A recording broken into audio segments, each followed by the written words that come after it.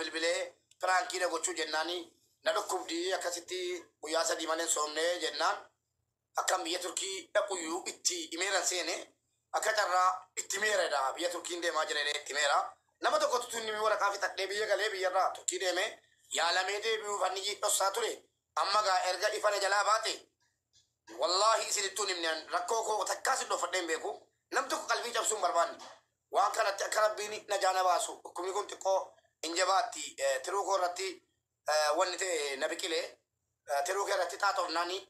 لبون إنجرات تنانجلني كنافن نيجي ummata wallooti asirra taa'uun goggogee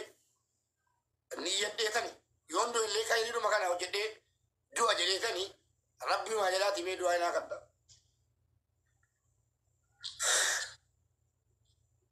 wallahi gaarti kiyyatti obbolaa kiyyatti obboleettii kootti nimne obboleessa kootti nimne arra maal jettame namni hedduu oromoo bilisoomni jira waan jetta kanuma akkaman dheengada dubbadhetti warri bilisoomni jiru warra garaa isarraa bilisoome tokko warra singilii ta'ee jaartii fuudhe singilii ta'ee jaarsa fuudheetu bilisoome malee oromoon hin bilisoomne giseen jiru ati akkanuma jehii jettan gisee hunda ani waa malee hin jiru bara rakkoon guddatti asin baaneefi malee rakkoon bikkuma hunda jirti laal dhugaa dubbanne jechuudha oromiyaa tana keessa hawalloo fi hawallaggaa keessaafuu walloo hedduu waan hammaateef malee rakkoon numa jirti. Rabbiin furmaataa fi hunda kee isaaniitti hunda keenyaafu garuu nuti dhaloota dhamaa ta'uu qabnu dhamaa jechuun ni beektamaa akka ta'e dhalawaa useetuma dhagoolee useetuma kayootti ma fudhateetuma akkasumatti ta'uu qabnu dhaloota hojiirra waa oolchu ta'uu qabna faannoon jettan nurra jiraatteeti ummata qooshaa qumbureen isiniin jee wallaahi laazim qooshaa qumbureedha ummanni amma ummata keenya jechuun akkatti harka dhiqatan warra hin beekneet ummata keenya fixaa jira ummata keenyatti qawwee akkatti qawweedhaan warra hin beekneetu arra ummata keenya lafarraa fixaa jira jechuudha. Kun akka nama tokkotti nuti dhagahamuu qaba. Lafaayis ka'uu qabna. Diyaaspooraanis wal jaaree ummata keenya bira dhaabbachuu qaba. Hundi isaanii wal jaaraniiti istiil mootummaa warri jettan isaan har'a ka jabaatanii faannoon jaarmiyaan ilaa ammaa jabaateen deeggarsa mootummaatiin. Maali mootummaan amma dura ni gargaara jee ifatti dubbatee jira kananii yoon sobdee jaa dubbadha deeggarsa isaatiin ergamtuu mootummaatiin faannoo wanni jedhamee jabaatee as ba'e sila akka uummata keenyaatiin caccabsanii fixan faannoo garuu wanni mootummaan duuba jiruu fi wanni namni biraa duuba jiru ni jabaatti. So kanaaf malee uummanni keenya kana uummata kana arra silaa uummata as ba'uu miti uummanni kun jechuudha. Mootummaa maali mootummaan ifii jabeessee gad dhaabe maali maa wal sobna uummata keenya wal sobuunis bareedaa miti sanumaafuu waa hunda suma beenutuma akkuma nama beenee callisnaa jechuudha. Sanumaafuu amma wanni barbaachisu uummata keenyaaf gargaarsa haasa'u qofa osoo hin ta'in warri adaamaa jirtan akkuma isinitti hime dhaqaa uummata keenya gaafadha. Okay, biyya keessummaa ittiin fakkaatiin biyya Oromooti. Biyya Oromooti dhangala'aa nyaata galchuun hin danda'amu waan ta'eef waan qabdanirraa maallaqa qabdanirraa akka bishaan bitatan harkatti kannaa fi uffata geessaa fi uffata achitti jijjiiratan geessaa fi 2-3 godhaa fi bitaati uffatni rakkoo miti bittanii geestanii fi sumaa rakkoo miti isaanuu uummata nuuf jecha dhiigni isaanii dhangala'aa jira Oromiyaaf Oromoodhaaf dhiigni isaanii. خمي خاماري فانا كتي كوبيلين كيزاج نقول جراكو جرمو ماشي اوكي سبورت قولي جراتن خيرين كبت سانيفو اني ورما قبي عفان ورو امارفان يون السلام نجاون انجاني فدوبر انا تنفيني ولنتانو جرا كنا وان تيب سانيفو وان دندي سنين وري اداما جرتن جولين قيرو في قرين اداما كيسابو تريدو ورادو dhaqanii ilaaluu jiran karaa finfinneerraa dhaqanii ilaaluu jiran osoo isin jirtanii dhaqaati uummata keessan itti jigaati akka isanirraa cabanitti akka isinirraa gammadanitti Oromoon akka isaan duuba jirtu jabeessa hamilee taafi gammachuun fuula isaaniitu namni tokko gammadee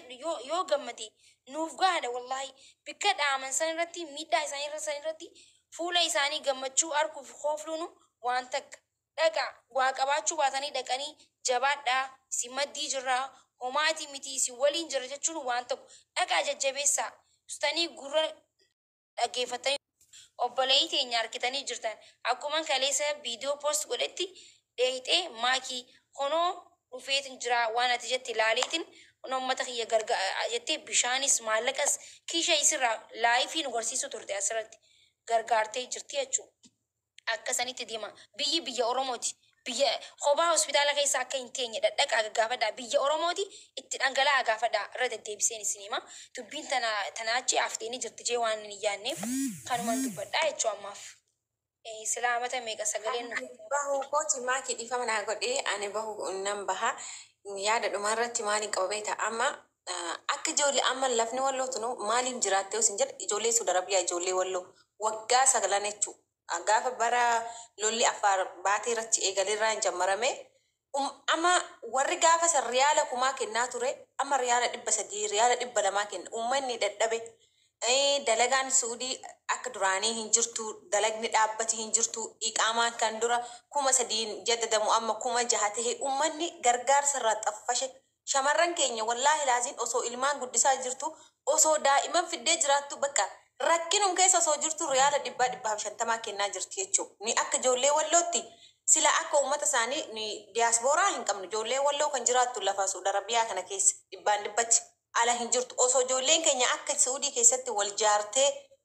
halkanii guyyaa uummata gargaartu kana ala jiraattee wallahi biyya keenya bilisa baasuu hin dandeenyani. Garuu nuyi kan jiraannu Suudi Arabiyaa yeroo saniif hanga ammaayyuu rasaasa kan bitu ijoolleedha. Ijoollee biyya Arabaa jirtu tan.